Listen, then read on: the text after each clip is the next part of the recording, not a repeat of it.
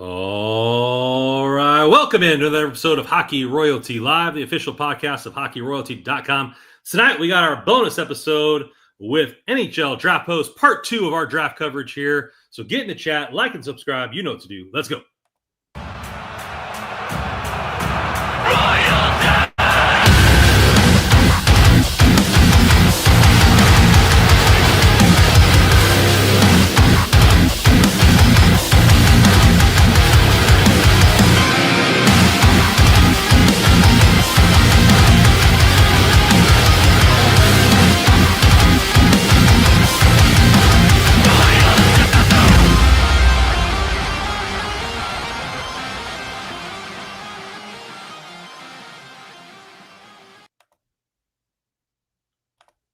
All right, that intro is brought to you by Ezera. Ezera is new song out now. Anywhere you want to listen to music. Mark, welcome into the podcast, my man. How you been? I'm good. Thanks for having me again. Talking some draft prospects. Love it. Yeah, man. I know we had a little technical difficulties a couple weeks ago, and then I went on vacation. So glad we got to link up before the draft started. It's been a while, a couple weeks with all the rumors going and seeing where players might go. I know with the new GM, Ken Holland said our first round pick is definitely in order. So who knows? Maybe in the next week we might not even have one, and this conversation will be mute. But at least our fans will be able to see who's there in the draft, who's going to be a possibility at 24. Some potential fallers in the draft that the Kings might be able to scoop up like they did last year with Liam Greentree. First, let's start with Ken Holland and Mark Yannetti coming out and saying that they're open to moving the draft pick. They're open to moving down from 24. They're open to pretty much all these phone calls coming in. One team they did mention was your team, the Philadelphia Flyers, as a potential trade back candidate. They expressed, hey, the Flyers have a lot of picks. They might want to consolidate that and get a higher level player instead of a couple second round guys. What's the state of the Flyers franchise, and why might they be a good trade partner? Well, like you said, the Flyers have a lot of picks this year, especially in the first two rounds. We have like 7 picks within the top 42, 3 in the first round, 4 in the second round. So there's a lot of trade bait, I guess you could say. Definitely, I think the Flyers are a team. We're a younger team building, starting from scratch again, or maybe not from scratch, but a lot of young building blocks. We just picked up Trevor Zegras for the Anaheim Ducks. What a pickup the Flyers made there. I think it was a great trade. Didn't give up much equity. And I think that, Rick Tocchet is kind of that player's coach. I think a change of scenery for Trevor Zegras and coming to the Flyers, I think it's going to help out with him. And I think you're going to see a new Trevor Zegras moving forward. Sometimes you just need a different change of scenery and maybe, joining his old teammate, Jamie Drysdale and some of his U.S. development team program and Cam York, some old familiar faces and try to boost that team there. Yeah, I mean, if the Kings want to move back and the Flyers want to consolidate and move up, there might be a possibility there.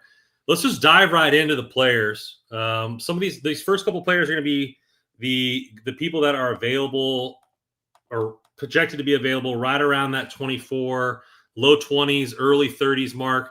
That might be there either at the pick or if we trade back. Let's jump right in here. Jack Mertel is the first one. He's part of the United States Team Development Program. He's committed to the Boston University. Center left wing, left shot, 6'1", 198 pounds. It looks like he was almost a point per game player with the development team last year. What can you expect from Jack Mertel's game? Well, I really like Jack Mertel. Actually, he's one of my favorite players on the NTDP. So the NTDP is a team that I watch a lot. They're right across the pond from me over here, so I get to a lot of games. And I thought that he was the most consistent player on that team this year. There were some other players. There's a player by the name of Will Moore, who's a Boston College commit, and he's actually decent too. But I thought that Jack Mertel played really well all year round. He was good at the CHL US prospect game. I like his game. He's a big kid. He's got a great shot. And I think that, any team would be lucky to land him. He might fall out of the first, to be honest with you, just depending on what a team's looking for. So he's going to be maybe near the tail end, but it's the kind of kid that he's big. I think 6'1", 198. You got him listed right there. And he might be a kid that the Kings, I'd be happy with a player like Jack Mertag. Now, like I said, a lot of mocks have him fallen out of that first, but I don't know. I think he might fall in the tail end of the first, to be honest with you. Yeah, watching his film, I really liked his shot. A very deceptive shot. He hides the puck pretty well. Quick release, pretty decisive release. Good one timer. I think he has just a decisive game. Like it's not a lot of in and out. It's directly to the net, concise. And what I think might be what his biggest draw is he's a late birthday, right? I think in August, and so you're looking at a guy who is barely not even 18, going to be, or he's not even 18 yet. He's going to be putting on a bunch of man weight. He might be 6'2", 210 by the time he shows up at Boston University next year or at the end of his freshman year. So it looks like he has chance to put on some weight, be that big center or bigger center there in the middle. And, like I said, I really like he's just decisive. It seems like little consistent, and that's why he might be falling back into the draft a little bit. But I like a lot of his tools. Yeah, I think that sometimes like those younger players, like you said, he's an August birthday, so he's missing the 2026 draft by about a month, and so sometimes they tend to take a little bit longer to kind of catch up in terms of development and whatnot. But you're right, like he could come in next year, be 6'2", 200 plus pounds, and have a dominant showing at Boston University. And then a lot of teams will be scratching their head saying, oh man, we missed out on this kid for sure. The next one we have here is, I think we touched on him a little bit a couple weeks ago, but he's right in that late first, early second round. Shane Vaseni from Michigan State, right wing, shoots right. He is a big boy, 6'2", 216. Looks like at Michigan State last year, 16 points in 37 games. Not bad, half point per game player for a freshman. What can you expect from Shane's game? Well, the name of the game with Shane Vaseni is hitting. He is a truck out there. Obviously, he's a big kid, 6'2", 216. He's like a football player on ice, and he uses his body like no tomorrow. Like, he's out there smashing bodies, getting in front of the net, getting those dirty goals, working along the wall. He's not afraid of those high danger areas. And I like his game a lot. And if you need a winger, like this is the kind of player now that, the thing is what is his upside? He's probably more, I'd say, middle to lower six type player. So, it depends on what a team needs. But like say, teams with multiple picks this year, like the Flyers and Nashville and Columbus and those kinds of teams, they might take a chance on him later on in the draft in the first round and, beef up their lineup basically. Yeah, I think he kind of reminds me of of a type of player that he's gonna be in the mix. He's gonna get a lot of respect from his teammates. He's gonna have some scoring flashes. So middle six winger that is gonna give you some grit and some rat quote unquote in his game. And you look at the picture that we're showing here. If you're watching live, that flex and that stick, he's not afraid to shoot the puck either. So I really liked what I saw from him. He's just a different type of player. Is he the kind of guy that I want with offensive upside maybe at 24? Probably not. But if the Kings trade back into the early second or late first and they collect another second, he would be a guy that I would like to take because I really don't think there's anybody in our prospect pool that has that kind of that scoring jam and physicality. Maybe Samuel Hellenius, our fourth line center, big old 6'6" dude from a couple of years ago, but something else, the guy that can muck it up, has some offensive scoring ability, still probably getting used to his size, right? I mean, I remember at 18, I wasn't used to being 6'5" and 200 something pounds, not really, fluid with my body. Now, obviously Shane here is probably a much better athlete than I was at 18, but still, you still get used to your big size, your big body, how you skate with it. I thought Liam Greentree skated a lot better this year than he did in his draft year. Oh, he did. So, you're getting used to that kind of size. So maybe there's some more ways for Shane to kind of grow into his body and develop that offensive game. Absolutely. Yeah. I've watched Shane Vaseni for a couple of years now. He was with the NTDP last year, so I got to watch him there for the U18s. I liked his game back then. I thought that, you noticed him when he was on the ice. He's getting into those high danger areas, and he's not afraid to, muck it up, as they say. And the skating was a little bit problematic this year in the NCAA.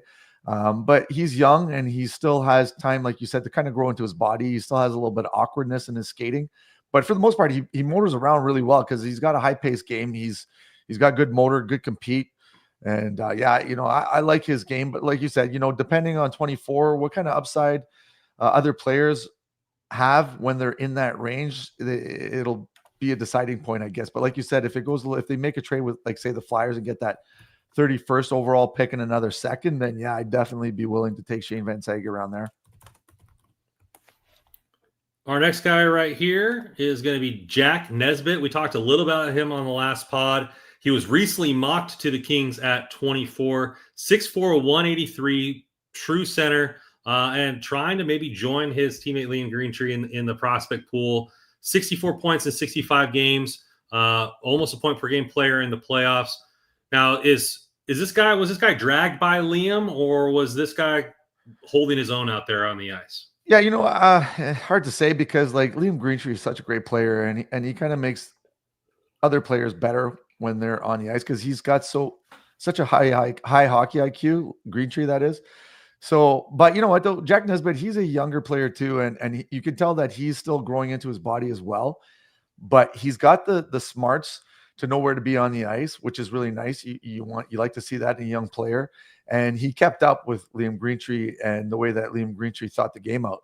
And so, he was rewarded with basically a point a game in the OHL as a draft eligible player. That's really nice to see. And like you said, they're teammates. They already have that commonality. So it would be, he is in and around that 24 range, which it would be interesting to see if LA was smart enough to kind of join those two together. You like to see that sometimes.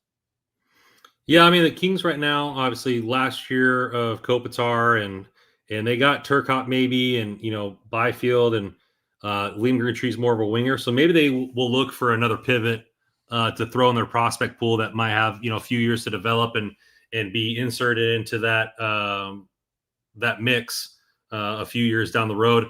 I really thought from the brief tape that I watched of him, he was good in the faceoff circle, reliable away from the puck. And being a young player and being reliable to do what you need to do and be in the right situations, I thought really spoke highly of him. Everybody, hey, he wasn't a point per game player, he is this or that. He missed it by 1 point, but he wasn't this kind of a person. But I think his smarts and his willingness to do the stuff away from the puck also stood out to me for him. Yeah, like you said, he is responsible, has a responsible 200-foot game, which is nice to see in a young player. And, Windsor overall wasn't like a great team by no mean, but he definitely stood out among, the young players that they have in Windsor. So it was nice to see. And like you said, I think that there's a potential for him. He's got to be refined a little bit more moving forward. So it might take him a couple of years. Like that's a project more than anything. But the rewards could be really nice. And 183 at 6'4", he could definitely put on 20 pounds, 30 exactly. pounds of weight. Yeah. All right. So let's see here. Next up is going to be around that 24 range is Bill Zonin out of the QMJHL. He's a winger, shoots left, 6'2", 190. Again, 60. Actually, those are not his stats. I'll have to get his stats. So what can we expect of Bill Zonin's game while I pull up the stats for him? Yeah, Bill Zonin, he's a big kid who just loves to put himself in front of the net, and it is difficult to move him out. Let's just put it that way. Billy Z, I love him. He's a great player. This is one of my favorite players in this draft. I like those players that have a little bit of scoring touch and that physicality and that presence when they're on the ice. And Bill Zonin is exactly that player. And he's another one that has to work a little bit on his skating. But for the most part, because of his compete and his motor, he gets around really quickly. And yeah, I love his game, actually. Bill Zonin, there's one clip that I've shown of him. He's posting up in front of the net, and the defense is just trying to move him out, and he literally cannot budge him. And then the shot comes from the point, rebound, he buries it, and that was it. Yeah, I pulled up the stats here. I like it. Assistant captain this year, 83 points in 64 games and over a point per game in the playoffs for the Huskies. Yeah, one of my favorite players last year had that grit and scoring ability. The prospect pool needs it. And so if you can get a guy that's unmovable in front of the net, has a little bit of that grit and that scoring touch. Sign me up at 24. Yeah, for sure. Yeah. Billy Z, he's like I said, he's one of my favorite prospects. And this draft class has a lot of players with some grit, a little bit of mojo to their game, and Billy Z is definitely one of the top there for that department. Yeah, I mean, he always keeps his feet moving, finds the loose pucks, forces turnovers, and then is ready to put one in the net. I think he works well off the puck, and his scoring skills, obviously over point per game player, has that as well. Would be happy to have him at 24. We have a question here before we get to our next player from Dan P. So who on the Flyers is available maybe that the Kings could trade for? He's convinced that they're willing to move the first round pick. I don't know if the Flyers would want another first. Is there a player that's maybe on the trade block that would fit well with the Kings? You know what the funny thing is with the Flyers, you never know with them. To be honest with you, they kind of moved when they moved Farabee and Frost. I thought that that kind of surprised me, to be honest with you, because I thought there was some potential there for those two young players, and especially like if they would have kept Farabee and Frost and brought in Trevor Zegras and you got Mishkov. I mean, man, that's a nice little combo already. I don't know if they would move player per se to the Kings, but I think that they'd be willing to maybe, like you said earlier, do a combo in terms of trading. And you know the thing with like Aneta, he's talked about the tiers of players, and so like let's say that 24 comes up and he sees a bunch of players that are in the same tier, he might say, okay, we're going to give the Flyers or take the 31st overall pick and a second round pick and get that and give the Flyers a 24th overall pick. And I think that he'd be willing to do something like that. So I think that's more the move for LA and the Flyers in terms of trading. Now, there is a player. He is an RFA. I don't know what the rumors have been, but Cameron York, I know he's a young building block, eating a lot of minutes, had a little bit of a sour time there with the previous coaching regime. How was the second half of his season, and are they willing to build around him? Yeah, so a lot of those players, I think that the demeanor changed. Once the coaching was, once the coaching moved on. But I think that Billy bringing in Rick Tocchet, like I said, I think he's kind of a players coach, and ex-Flyer. Obviously, he used to be the captain of the Flyers and whatnot. And I think that he's going to come in, and he's going to take the young guys and kind of help them, learn their potential, I guess you could say. So I think that a lot of players in the Flyers system are gonna have better years next year. I'm calling it right now. Our next guy right here on the docket is going to be for our potential fallers now. So these are the guys are going to be the guys that are in the high teens or the low teens, so the 15 to 20 range, that have a potential to fall into that low 20s. The Kings are talking about trading back, but they're never adverse to moving up as well.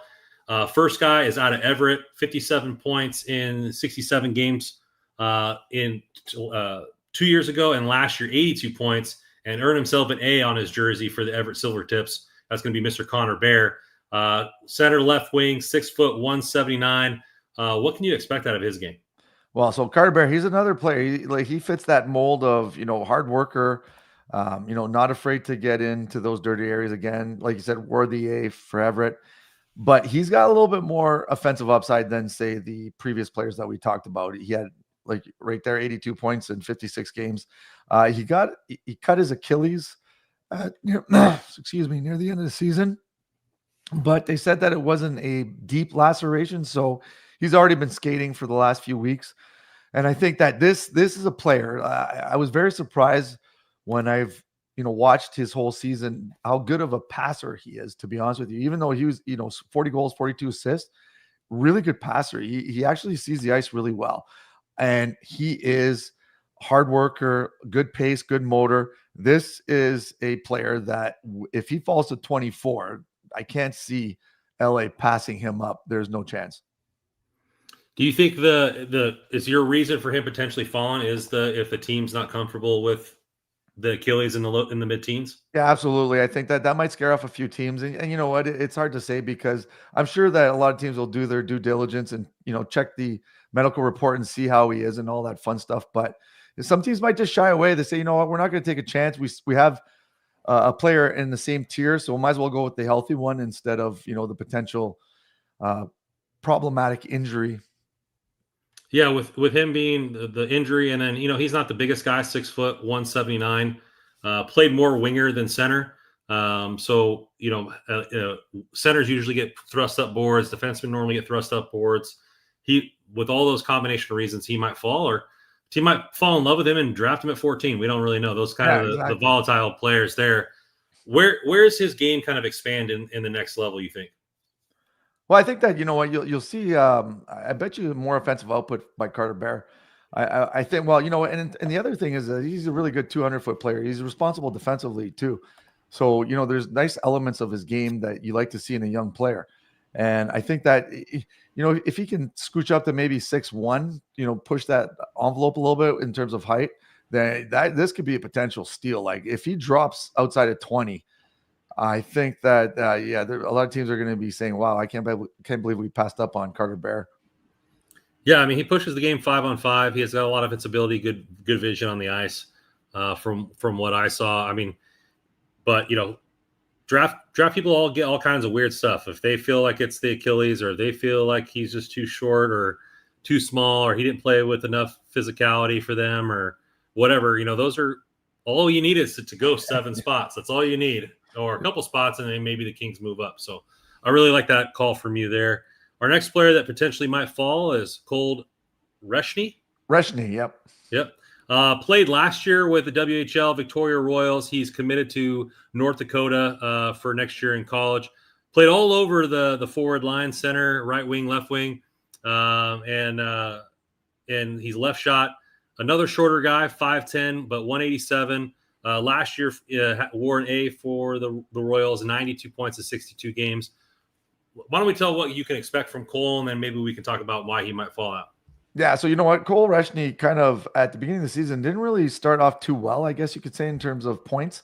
But the second half and the playoff, look at the playoff points, 25 points in 11 games, so almost 2.5 points per game in the playoffs. Absolutely carried Victoria on his back.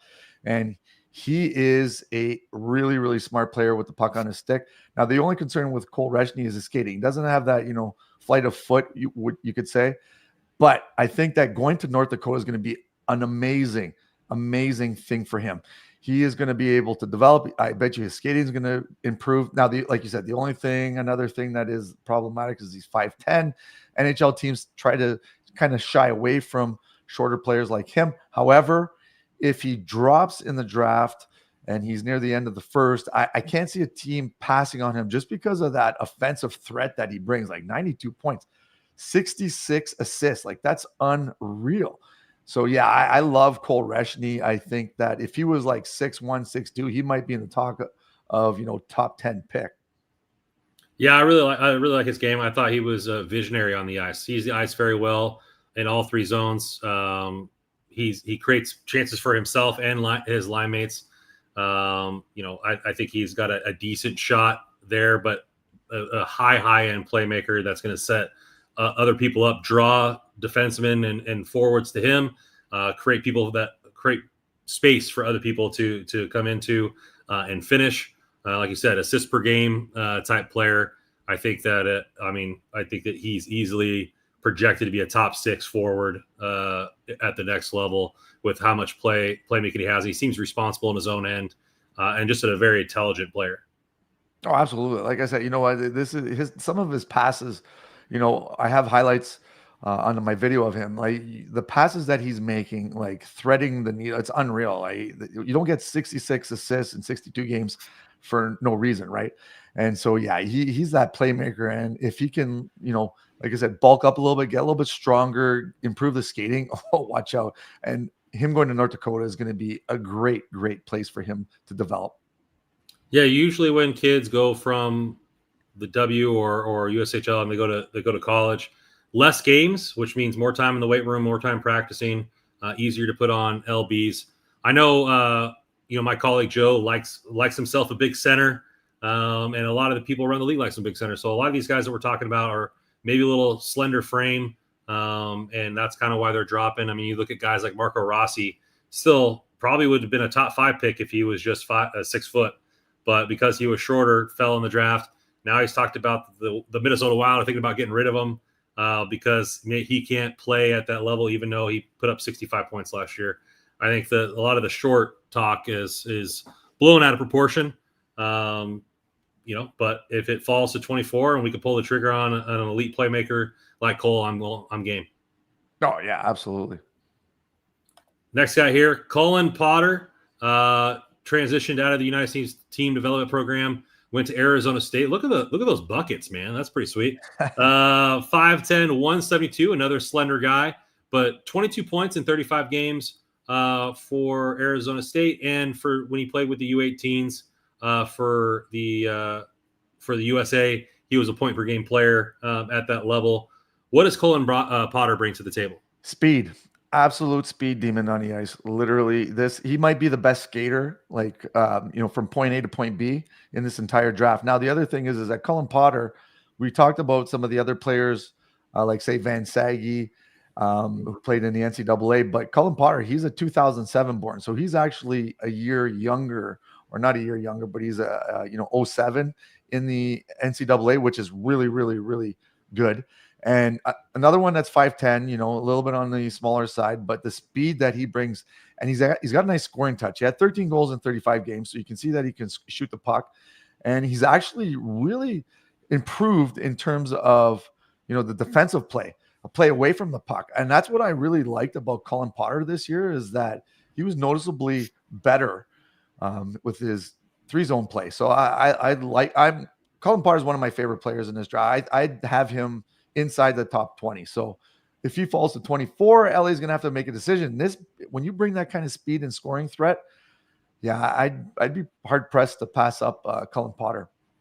Yeah, I mean, I think he's going to be late teens. I think the Kings will have to probably move up to get him. Like you said, Unetti talks about tiers. If they have him in a higher tier and he's the last one there, and they only have to go up a couple 3 picks, they might do that there. I think he's got the type of speed that makes people look like they're standing still. And you see defensemen, they start skating backwards before he's even close to them because they know the speed that he brings. He creates a lot of opportunities because of that. I think, not doing a super deep dive in the top 10 because I know the Kings aren't picking there, or the top 15. I think Colin Potter's probably the best skater in the first round that I've seen, with my limited visibility. I don't know if you agree with me about that. Yeah, in terms of like straightaway speed, he probably is the best. I might put Matthew Schaefer up there, even though he's a defenseman. Matthew Schaefer can fly once he gets going, but Colin Potter, like his first 2 steps, he's gone. He's like a bullet. Like, he just flies off the marks. And so like I said, the NHL really, the new NHL is built around speed, right? And so when you have a kid that can already skate like he does, it's a lot of teams can't, turn away from that basically. So yeah, Colin Potter, he is high on my list for sure. 5'10", but I mean, again, college, you could put on some weight. I mean, if he gets up to 185, 190, and it still has that kind of speed, easily top 9 winger that can push the pace. And if he gets stronger in his defensive game, I mean, you could definitely see a guy that can make an impact in our prospect pool there. Yeah, next guy here. Next guy is going to be Cameron Reed out of Kitchener in the OHL. Defenseman, shoots left. I know everybody in the Kings prospect pool likes a left-handed shot coming in there. Last year, 2 years ago in the OHL, 23 points, 49 games. Last year, donned the A, almost 54 points in 67 games, and then was kind of a little lackluster in the playoffs with no goals in the playoffs. But 6 foot, 174, puck mover and defenseman. What are you getting out of Cameron? This is a kid with a lot of creativity. He pushes the pace. He loves to jump into the rush. Transition game is really good. And yeah, he got a lot of magic. Like this kid is, if he was like 6'4", he would be in talks of top 10 kind of pick. I don't like, he's another, but he might fall to that 24 range just because the NHL, they like right shot D. Right shot D are kind of heavily regarded in the NHL draft. Because he's a left shot D and because he's only 6 feet, he might drop a little bit. But if you look at the numbers, 54 points in 67 games as a draft eligible player, defenseman, in the first year. That is pretty impressive. And yeah, he's another one. Like when he can go from, ozone to D zone, or D zone to ozone in no time, no matter what. Like he's great with the puck on his stick, very confident with the puck on his stick. I love his game. You think teams would learn after Lane Hudson this year that you don't draft a player because of his size, draft a player because of his ability. Absolutely. But that old mindset might help the Kings out here, and we might get a player that falls. He's the type of the defenseman that all three hosts here at Hockey Royalty love. Great with his zone exits, either by passing or by taking it out himself. I think that one of my favorite traits about a quality defenseman is not necessarily elite offensive ability, but are you capable of zone exits, whether it's getting the puck out by foot or by pass, and he's able to do both. He's creative with his game, makes a lot of smart combos, or a lot of smart passing or plays with his feet. I think he sees the ice very well, and he is a type of player that I could see a team falling in love with, and taking higher than 15 or 20 because of his offensive ability. I just hope for the Kings that because of his size that he gets kind of knocked down a little bit, and maybe people don't think of him as a number one defenseman because of that. Yeah, and if you look at, you can kind of see he's a little bit slight. He's listed at 6 feet, 174 pounds.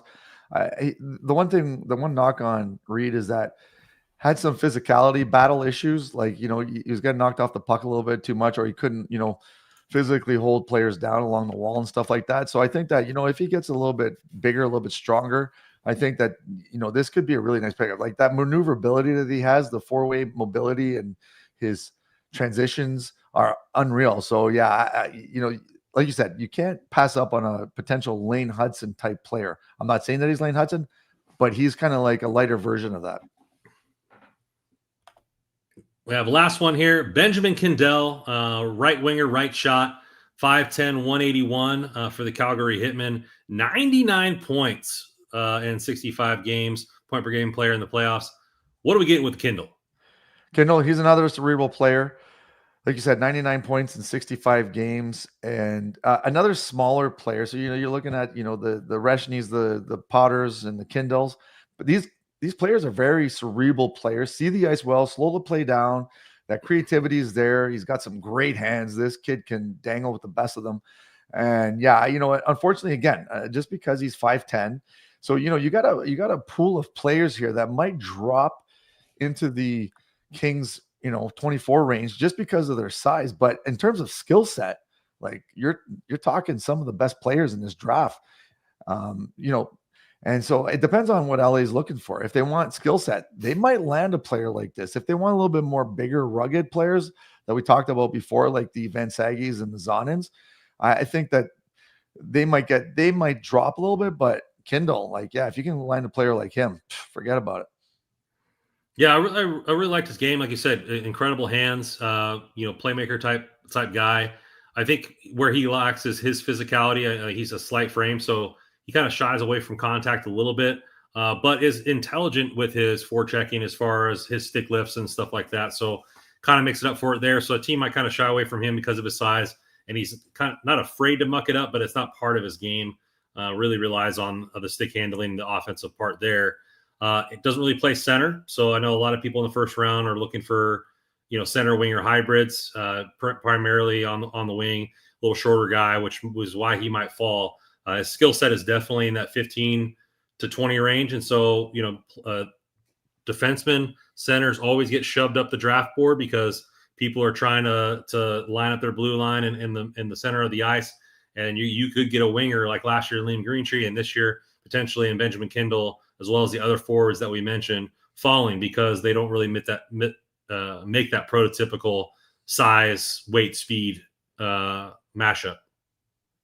Yeah, it's unfortunate. I think that this year they're like we mentioned a few players already that potentially could fall just because of their size and some of the lack of physicality or skating, which is unfortunate because I think that you can't teach hockey IQ. That's one thing that I always say that if a player's got that high hockey IQ and they can see the ice and slow the play down, if you can work on skating, you can work on getting stronger, you can work on bulking up. Those things you can kind of fix. But that high hockey IQ, in my opinion, in the first round, I think teams should take a chance on high hockey IQ players than those guaranteed big, monstrous players. But I mean, at the end of the day, you never know. It depends on what a team wants to or what they need and lack. So yeah, it's going to be interesting. This draft is going to be unreal because after the first 2 picks, like realistically, it should go Schaefer, Misa. And then after that, you can just roll the dice because who knows who's going to go third. There's been talk of, Frondell going third, Desnoyers going third, Hagen's going third. Like, we don't know. So it's going to be really interesting. This draft is going to be a lot of fun. I think there's going to be a lot of trades too in the first round. It's going to be the Wild West for sure. Well, last year you picked the right pick for the Kings, so I'm going to put you on the spot again. Kings are at 24, so we're not going to predict any trades. Yeah. Who are we taking with our first round? Okay, so 24, I'm going to go with, I think I had just thought about it, and I was like, you know what? I think that they'll probably go, Yeah, I you know what? Let's go. I think they go. Let's go Jack Nesbit. Let's go. They're gonna line up Liam Greentree and Jack if Nesbit's there. I don't know if he's gonna make it that far back, but if he's there, let's go Jack and Liam, the 2 spits just tearing it up in La La Land. It's fantastic. There you go. World's Worst Gamers on board. He said Jack Nesbit would be a good fit for LA. Plays the game the right way. Has got some size. So La La Land's getting some spitters out there, out of Windsor. I like it. I like the pick. Get a big centerman, 6'4", has plenty of room to put some size on his frame. With the Kopitar reign coming to an end, maybe we can have the Byfield Jack Nesbit 1-2 punch for the foreseeable future with Liam Greentree potting some goals alongside him. Well, it's been a pleasure talking to you, my man. Thank you, Mark, for coming back here on the pod. Why don't you tell everybody where they can find your content for the NHL draft? Yeah, I'm on YouTube, NHL Draft Pros. YouTube and X is where I reside. And yeah, that's looking forward to this draft. Couple days away. We are pumped. It's going to be a blast. Can't wait. All right. Well, hit your like button on the way out. Appreciate you can find all of our content here at hockeyroyalty.com for all the potential trades and free agent stuff coming up. All of our Twitter handles are flowing across the bottom at hockey_royalty, at Rando Commando 24, at JW Paterino, at NHL Russell.